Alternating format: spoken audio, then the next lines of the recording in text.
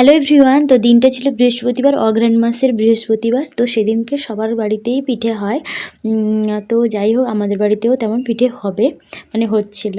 তো মা সকালবেলা নারকেল কুড়িয়ে নিয়েছিল, আমাদের হবে পুলি পিঠে। তো তোমাদের সাথে পুলি পিঠের রেসিপিটা শেয়ার করব, মানে ছোট্ট ভিডিওর মাধ্যমে। তো সুজি দিয়ে হচ্ছে, চাল দিয়েও হয়।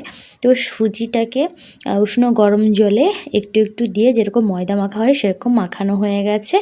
তো আমি মাখাচ্ছিলাম, দেখতেই পেলে। তারপরে আমি এই যে এরকম ছোটো ছোটো করে পিঠেগুলো মানে বানানো হয়, সেরকম আমি ফার্স্ট টাইম না, এটা বিয়ের আগে বানাতাম বাবার বাড়িতে, মানে এমনি মা বানাতে দিত না, তাও ইচ্ছে করে বানাতাম।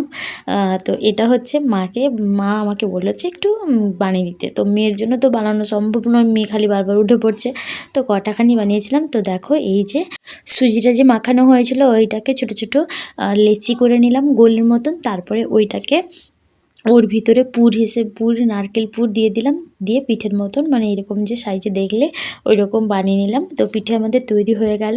তো তারপরেই আমরা যেটা কাজ করব, গ্যাসে একটা হাঁড়িতে জল গরম করে তার উপরে একটা সুতির কাপড়, পরিষ্কার কাপড় একটা বেঁধে দিতে হবে। তার উপরে পিঠেগুলো রেখে দিতে হবে, দিলে সেদ্ধ হয়ে গেলে ওইটাই হয়ে যাবে পুলি পিঠে। তো দেখো রেসিপিটা কেমন লাগলো অবশ্যই কমেন্ট করে জানিও।